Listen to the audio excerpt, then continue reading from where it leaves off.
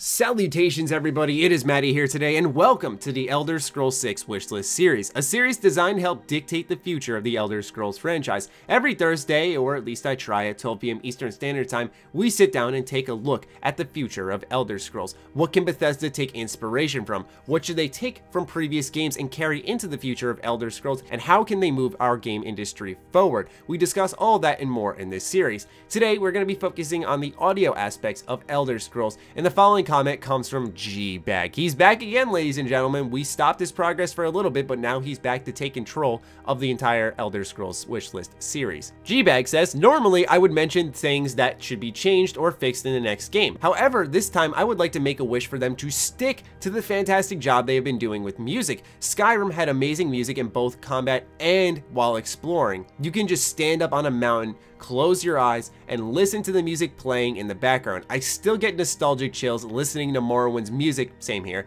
and I enjoyed Oblivion's as well. It was so well done and was truly magical to listen to. Even Fallout 4 did a fantastic job with the music. There was something about the style that they used that was great, especially Far Harbor. The music in Far Harbor was perfect, and all I'm asking for is that they continue to do this job as good as they have in the past. Now, quick little education here on the music of Elder Scrolls. It was worked on by a man of the name Jeremy Soule, and go figure, it's no coincidence that he also worked on Star Wars: Knights of the Old Republic. I mean, oh man, this guy must really be involved in some fan-fucking-tastic games. I'm kidding though, I'm getting off track. Point being is that whatever game this man touches, it ends up having fantastic music. Elder Scrolls, KOTOR, many others out there. I believe he worked on Dragon Age. So in order for Elder Scrolls 6 music to be good, I believe the simple solution is to bring back Jeremy Soule. It's as simple as that. I hope they do. The only reason they possibly couldn't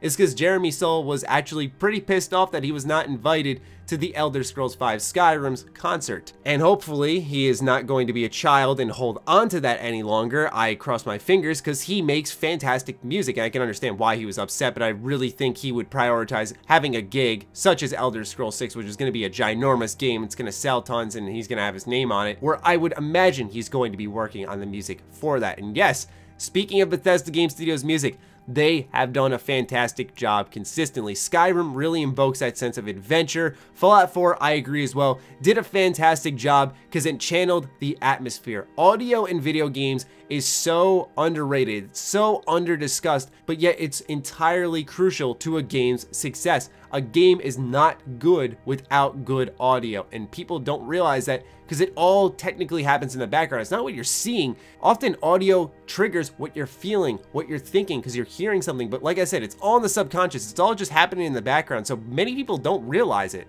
In fact, audio drives a lot of our favorite things in games. I look at, for example, a game I'm playing right now, which I am incredibly in love with, Nier Automata, which is driven by its music, whether it's the emotional cutscenes or the combat itself, where, yeah, it's amazing combat, but it gets taken up to that next level when all of a sudden an enemy's chant converts into game music in the background that is epic and accurately depicts the moment I'm in.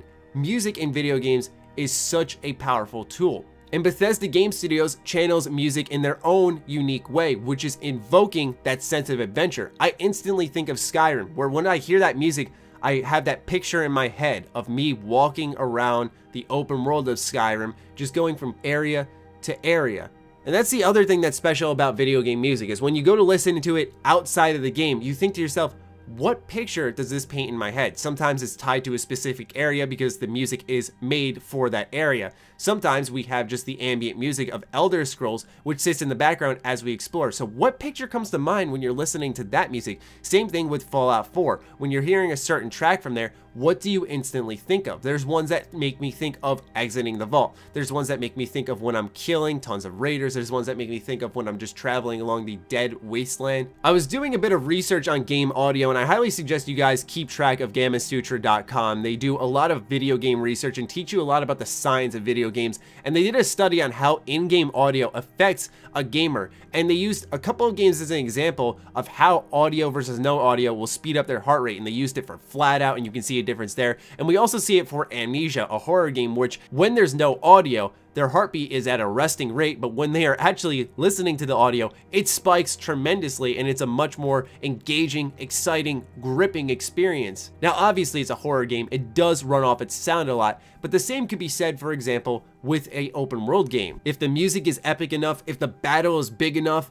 then my heart is going to be racing with pure excitement. It's not just out of fear, for example with Amnesia, but the point being is that audio has so much impact in video games and really brings things to that next level. Obviously we want that amazing story, we want that fantastic gameplay, but the audio and little things in the background bring it to that next level, which makes it a truly top tier game. So I agree with G-Bag here that yes, keep doing what you're doing, Bethesda. And that's what this series is about. Often we talk about what we want to change, but this is one of the few episodes where we talk about this is what should stay. Is there anything else you guys would want to have stay in the next Elder Scrolls game? I'm curious as to what your response will be, so fire away in the comments down below. Other than that, follow me on Twitter, like me on Facebook, the links are in the description down below. Do consider supporting my Patreon, it fuels all the content we create here. Other than that, stay sexy, stay active, I love you all, peace.